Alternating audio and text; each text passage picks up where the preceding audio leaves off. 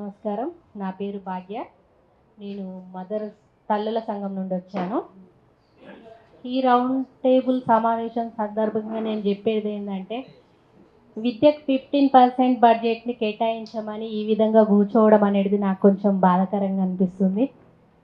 ఎందుకు అంటే, ఈరోజు పిల్లలే రేపటి పౌరులు కాబట్టి ఆ పిల్లల పక్షాన ఏమాత్రం కూడా ప్రభుత్వాలకు ఆలోచన లేదు అనేది తెలుస్తుంది. ప్రభుత్వాలు పెట్టినట్టుగానే మేనిఫెస్టోలో పెట్టిన బడ్జెట్ని కేటాయించకుండా అందులో సగటును కేటాయించడం అనేది చాలా బాధాకరమైన విషయము.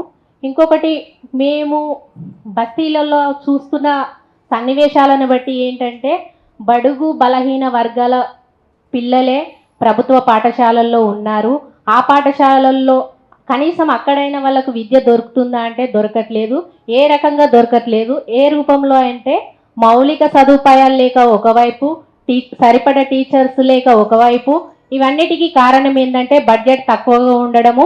ఒకవేళ కేటాయించిన బడ్జెట్ను సరైన విధంగా వినియోగిస్తున్నారంటే అది కూడా లేదు. ఇప్పటి వరకు కూడా నేను ఒక 10 years నుండి స్కూళ్ళతో పనిచేస్తున్నాను. ఇప్పటి వరకు కూడా ఒక డిప్టీ ఐఓ కానీ, ఒక డిఈఓ కానీ ఒక్క స్కూల్ను సందర్శించినదైతే లేదు. ఆ స్కూల్లో ఏ విధంగా ఉంది, ఆ సిబ్బంది అంతా ఎట్లా పనిచేస్తుంది, ఏంది అనేది పర్యవేక్షణ లేదు. కేటాయించిన బడ్జెట్ను ఎక్కడ ఏంటి ఏ విధంగా ఉపయోగిస్తున్నారు అనేది అయితే లేదు. ఇంకొకటి ఏంటంటే, ప్రైవేట్ స్కూళ్ళల్లో ఇప్పుడు ఏంటంటే, తెలుగు మీడియం చదువుకుంటే ఏం లాభం లేదని చెప్పేసి తల్లిదండ్రులంతా ఇంగ్లీష్ మీడియం అనేసి ప్రైవేట్ స్కూళ్ళల్లో పంపిస్తున్నారు. ప్రైవేట్ స్కూళ్ళల్లోకి వెళ్ళిన తర్వాత నిజానికి అక్కడ ఏమైనా ఇంగ్లీష్ మాట్లాడుతున్నారంటే పిల్లలు అక్కడ లేదు. తల్లిదండ్రులు వస్తు రూపంలో కట్టి ఈ విధంగా నష్టపోతున్నారు.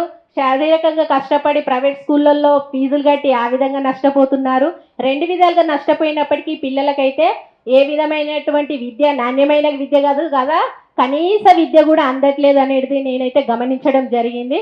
ఇందుకోసం ఏంటంటే, ఈ రౌండ్ టేబుల్ సమావేశం సందర్భంగా బడ్జెట్ను తప్పకుండా కేటాయించాలి. ఎందుకు అంటే, అది మన పిల్లల హక్కు, చదువుకునే హక్కు వాళ్ళకు ఉంది కాబట్టి ఖచ్చితంగా ఈ బడ్జెట్ని కేటాయించి వారికి కావాల్సిన మౌలిక సదుపాయాలన్నీ ఇప్పుడు తక్షణమే కేటాయించే విధంగా చూడాలనేది ఒకటి కోరుకుంటున్నా.